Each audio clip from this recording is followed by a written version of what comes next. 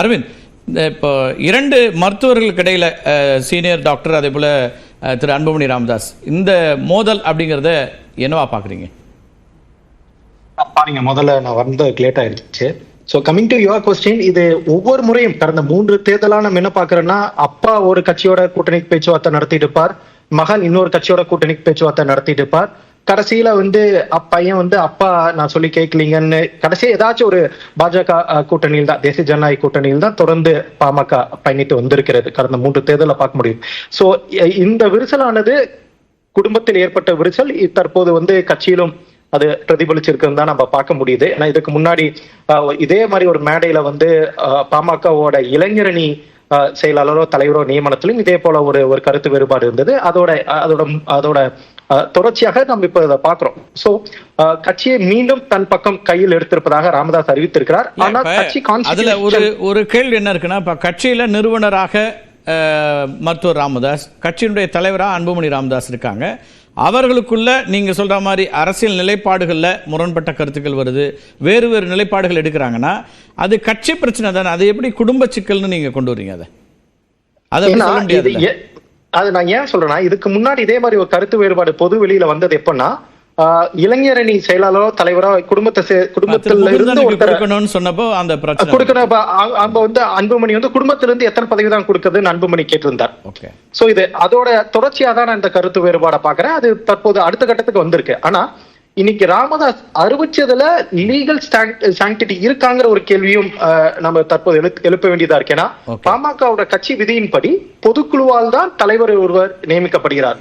ஆனால் இன்றைய தினம் ராமதாஸோட அறிவிப்பை பாத்தீங்கன்னா, கட்சியின் நிறுவனர் என்ற அடிப்படையில் நான் அந்த முடிவை வெளியிடுறேன் அப்படிங்கிறாரு. ஒண்ணே இந்த முடிவு கட்சியோட பொதுக்குழுவால் ராட்டிஃபை பண்ணப்பட்டிருக்கா, அல்லது இனி பொதுக்குழுவை கூட்டி அதை ராட்டிஃபை பண்ண போறாரா? தற்போது அன்புமணி ராமதாஸ் இல்லை, கட்சி பக்கம்தான் இருக்கு, ராமதாஸ் அறிவித்தது தவறுன்னு ஒரு எலெக்ஷன் கமிஷன் போனாருன்னா, கடைசியாக பொதுக்குழு கூட்டி யார் தலைவராக தேர்ந்தெடுக்கப்பட்டாரோ அதுதான் நிலைக்கும். எனவே அதுல அவ்வளவு முரண் அல்லது அப்படி வரதுக்கெல்லாம் எந்த வாய்ப்பும் இருப்பதா தெரியல. அவர்களுக்குள்ள இருக்கக்கூடிய முரண் பேசி, ஏன்னா 3 மாதத்துக்கு முன்னாடி வந்த மாதிரி ஒருவேளை இதுல பேசி சரி செய்யப்படலாம். நீங்க தேர்தல் ஆணையம் முறை அப்படிலாம் யோசிக்க வேண்டி இருக்குதா? ஏன்னா தற்போது வரைக்கும் அன்புமணி ராமதாஸ் எதுவுமே இது வரைக்கும் எதுவும் பேசவில்லைங்க. கட்சியில ஒரு சில நிர்வாகிகள் ராமதாஸை பார்க்க போயிட்டு இருப்பாங்க, ராமதாஸ் அவர்களை சந்திக்கவில்லைங்கிற செய்திகளும் வந்துட்டு இருக்கு. எனவே ஒரு கட்சியில 2 தலைவர்களுக்கு மத்தியில, ராமதாஸ் அன்புமணி ராமதாஸ் மத்தியில ஒரு பிளவு ஏற்பட்டு இருப்பது நம்ம கண்முன்னவே தெரியுது. இது அடுத்த கட்டத்தை நோக்கி நகருங்கிறத நம்ம பார்க்க முடியும். ஓகே, நான் வரேன். திரு மனோகர் பாஷா, நம்ம அடுத்த சப்ஜெக்ட் உங்கள்கிட்ட தொடங்குறேன். உங்களுடைய கூட்டணி கட்சி பாஜக ஒரு தலைமை மாற்றத்தை நோக்கி தமிழ்நாடு அளவில் மாறுகிறது அப்படிங்கிறத எப்படி பார்க்குறீங்க? திரு அண்ணாமலை அவரே சொல்லிட்டாரு, நான் போட்டியில் இல்லைன்ட்டாரு. அதோடு சேர்த்து நான் விருப்ப மனு தாக்கல் செய்ய போகிறதும் இல்லை அப்படின்ட்டார். அப்போ புதிய ஒரு தலைவர் அப்படிங்கிற ஒரு இடம் வருது. இப்போ ஒரு தேர்தலுக்கு ஓராண்டு தான் இருக்கிறது அப்படிங்கிற இடத்துல இருந்து இது உங்கள் கூட்டணிக்கு இது எந்த விதத்தில் சாதகமாக இருக்கும், இல்லைனா என்ன தாக்கத்தை உண்டாக்கும்னு பார்க்குறீங்க? அதாவது அண்ணாமலையினுடைய பதவிக்காலம் என்பது 3 ஆண்டு காலம். சரி, அந்த 3 ஆண்டு காலம் நிறைவு பெற்றதற்கு பின்னால் புதிய தலைவர் 2 ஆண்டுகள் திரு எல் முருகனோட அந்த இருக்கக்கூடிய பேலன்ஸ் இயர் முடிஞ்சிச்சுங்கிறீங்க, டென்யூர் முடியுதுங்கிறீங்க. 3 வருஷம் டென்யூர் முடிஞ்சு போச்சு. அதனால அவங்க புதிய தலைவரை எல்லா மாநிலங்களிலும் நியமித்து கொண்டு இருக்கிறார்கள். அந்த அடிப்படையில் அண்ணாமலை அவர்கள் புதிய தலைவராக ஒருவர் நியமிக்கப்படுவதற்கு அவர் தன்னைத்தானே அதிலிருந்து விலக்கி கொண்டு, பல தலைவர்கள் அடுத்த 2 டென்யூர் மினிமமா இருக்க முடியுமே. இல்லை உங்களுக்கு எல் முருகன் கூட இல்லையே, தமிழிசை சவுந்தரராஜன் ஒரு டேர்ம் தான், 4 ஆண்டுகள் இருந்தாங்க. 4 ஆண்டுகள் இருந்தாங்க, 2 முறை இருந்தாங்க. அது இவர் தன்னை விடுவித்துக் கொள்வதற்கு தயாராக இருக்கிறார். அவரை பொறுத்தவரை கட்சி நலன் முக்கியம். கூட்டணி தான் சிக்கலா அப்போ அவர் இந்த முடிவுக்கு நகர்றதுக்கு அதிமுக கூட்டணிக்காக? அதாவது அவர் ஒரு முறை ஒரு கருத்தை சொன்னாரு, உடனே எடப்பாடியார் என்ன சொன்னாருன்னா, அது அவர் அதிமுகவை குறிப்பிட்டு சொல்லலைன்னு சொன்னாரு. அதுக்கப்புறம் அண்ணாமலை என்ன சொன்னார்னா, எடப்பாடியாரே அவரை குறிப்பிட்டு நான் சொல்லலைன்னு சொல்லிட்டாரு அப்படின்னு சொல்லும்போது அவங்களுக்குள்ள எந்த விதமான முரண்பாடுகள் இருப்பதாக தெரியவில்லை. அவர்களை பொறுத்தவரை பாரதிய ஜனதா கட்சியினுடைய தலைமை, அகில இந்திய தலைமையினுடைய முடிவுக்கிணங்க இவர் தன்னை விலக்கிக் கொள்வதற்கு தயாராக இருக்கிறார். அதே நேரத்தில் அண்ணாமலை அவர்கள் தொடர்ந்து இந்த கூட்டணியுடைய வெற்றிக்காக நான் செயல்படுவேன், கூட்டணிக்காகவோ அல்லது பாஜகவினுடைய வெற்றிக்காக பாஜக நான் ஒரு தொண்டராக பாடுபடுவேன்னு சொல்றாரு. அதனால அவங்களை பொறுத்த வரைக்கும் தொடர்ந்து பாஜக தமிழ்நாட்டில் வளர்க்கணும், அதே நேரத்தில் திராவிட முன்னேற்ற கழக ஆட்சிக்கு வீழ்த்தக்கூடிய ஒரு சூழ்நிலையை உருவாக்கணுன்றது தான் அவங்களுடைய குறிக்கோளாக இருக்குது. அந்த குறிக்கோளின் அடிப்படையில் தான் புதிய தலைவர் நியமனத்திற்கு அவர்கள் சென்று கொண்டிருக்கிறார்கள். அது அவருடைய கட்சியின் உள்கட்சி விவகாரம். இதுக்கு கூட்டணிக்கு தொடர்பு இல்லை. கூட்டணியை பொறுத்தவரை எந்த சார், அதாவது கூட்டணியை பொறுத்தவரை அமித்ஷாவை போய் எடப்பாடியார் சந்தித்து வந்திருக்கிறார். சரி, இதுவரைக்கும் பாரதிய ஜனதா கட்சியினுடைய எந்த 2ஆம் கட்ட தலைவர்களையும் சந்திக்காமல் இருந்த எடப்பாடியார் அமித்ஷாவை போய் சந்திக்கிறார் என்று சொன்னால் கூட்டணிக்கான உடன்பாட்டை உருவாக்குவதற்கான அஸ்திவாரத்தை ஏற்படுத்திவிட்டு வந்திருக்கிறார். அதனால பாரதிய ஜனதா கட்சியோடு அதிமுக கூட்டணி வைக்க வேண்டிய கட்டாயம் அவர்கள் கட்சியில இருக்கின்ற 2ஆம் கட்ட தலைவர்களே உருவாக்கி இருக்கிறார்கள். அப்படின்னு நீங்க எப்படி சொல்ல முடியும்?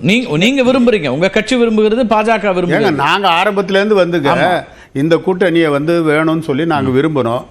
அதே மாதிரி அன்னைக்கு நாடாளுமன்ற தேர்தலில் அந்த கூட்டணி வந்திருந்தா 25-30 இடங்கள் வரை வெற்றி பெற முடியும்னு எஸ்பி வேலுமணியே சொல்லி இருக்காரு. அவங்க கட்சியில தானே சொன்னாங்க. ஆனா இப்ப என்ன ஒரு முரண் இருக்குன்னா, திரு எடப்பாடி பழனிசாமி அமித்ஷா அவர்களை சந்தித்துட்டு வந்த பிறகு அவர் கூட்டணி பத்தி எதையும் சொல்லல. அப்ப இன்னொரு பக்கம் செங்கோட்டையன் அவர்களை திரும்ப நிர்மலா சீதாராமனோ அமித்ஷா அவர்களோ சந்திக்கிறதுங்கிறது, அப்ப எடப்பாடி பழனிசாமி இதுவரைக்கும் நேரடியா நம்ம எதிர்பார்க்கக்கூடிய இடத்துக்கு அவங்க வரலங்கிற புள்ளியில இருந்து தான் அவங்க இங்க நகர்றாங்க. இல்ல செங்கோட்டையன் அவர் ஒருவேளை நிதி அமைச்சரோட ஏதாவது அவருக்கு வேண்டிய வேலை இருந்திருக்கலாம், அதுக்காக போய் சந்திச்சிருக்கலாம். தொகுதிக்கானதாக போய் பார்த்தேன்னு சொல்றாரு. ஆனா அமித்ஷா அவர்களை சந்தித்ததை பத்தி சொல்லும்போது கட்சி நலனுக்காக பார்த்தேன் பேட்டி கொடுக்கிறார். கட்சி நலன்னா அதிமுகவில் இருக்கிற பெரும்பாலான தலைவர்கள் பாரதிய ஜனதா கட்சியோடு கூட்டணி வேண்டும் என்ற நிலைக்கு வந்திருக்கிறார்கள். அந்த கருத்தின் அடிப்படையில் இருக்கிறார்கள். அதனால பகிரங்கமா அதுதான் இப்ப என்னன்னா சார், நான் என்ன கேள்வி ரொம்ப அடிப்படையானது, நீங்க திரு எடப்பாடி பழனிசாமியை சந்திக்கிறாரு, அதிமுகவோட கூட்டணி அமைக்கணும்னு பாஜக நினைக்குது, வெளிப்படையா திரு அமித்ஷா நேர்காணல சொல்றாருன்னா, அப்ப அவர் அடுத்த கட்டமாக திரு எடப்பாடி பழனிசாமியோடைய பதில் என்ன வருதுன்னு தானே காத்திருக்கணும். அதுக்கு பதிலா திரு செங்கோட்டையன் நீங்க அவரை தனியா அழைச்சு பேசுறது அப்படிங்கிறது, அப்ப இதுவரைக்கும் எடப்பாடி பழனிசாமி அதுக்கு ஒத்து வரல, அப்ப நாங்க இவரை பயன்படுத்துறோம்னு சொல்றேன். அமித்ஷாவை சந்திச்சார்ல, அமித்ஷாவை சந்திச்ச பிறகு அமித்ஷா தேசிய ஜனநாயக கூட்டணி அதிமுக அந்த கூட்டணியில் வரன்ற கருத்தெல்லாம் சொல்லியிருக்காரு. சொல்லியிருக்கும்போது இவர் மறுத்திருக்கணுமா இல்லையா எடப்பாடி? இல்லை நாங்கள் அந்த கூட்டணிக்கு போக போறோம். ஆனா அதை ஆதரிச்சு ஏதாவது ஒருத்தர் கருத்து சொல்லியிருக்காரு. நீங்க மௌனமே சம்மதம் தானே சார்? இல்ல சார், அவர் கூட்டணிக்கு இன்னும் நேரம் இருக்குன்னு சொன்னார் சார். கேள்வி அவர்கிட்ட வைக்கும்போது அவர் என்ன சொல்றாரு, சார் கூட்டணி எல்லாம் கடைசி 6 மாசத்துல பேச வேண்டியதுங்க, இப்ப என்ன இருக்கு அப்படின்ற. இல்ல அது தவறான முடிவு. அவர் அப்படி நினைச்சுக்கிட்டு இருந்தாருன்னா தவறான முடிவு. ஏன்னா திமுக கூட்டணி 7 ஆண்டுகளாக தொடர்ந்து இருந்து கொண்டிருக்கின்ற ஒரு கூட்டணி. இப்ப திடீர்னு நீங்க கடைசி தேர்தலுக்கு 6 மாசத்துக்கு முன்னாடி ஒரு கூட்டணி உருவாக்குனீங்கன்னா அது தொண்டர்களுக்குள்ள ஒரு இணக்கமான சூழ்நிலை வராது. அதனால ஆரம்பத்திலே இந்த கூட்டணியை ஏன் இவ்வளவு அவசரப்படுறாங்கன்னு சொன்னா, ஆரம்பத்திலே இந்த கூட்டணியை உருவாக்கிட்டா 2 கட்சி தொண்டர்களுக்கும் இடையில ஒரு இணக்கமான சூழ்நிலை உருவாவதற்கான வாய்ப்பு இருக்கிறது. அந்த அடிப்படையில தான் அமித்ஷா அதற்கான முயற்சியில ஈடுபடுறாரு. நான் கண்டிப்பாக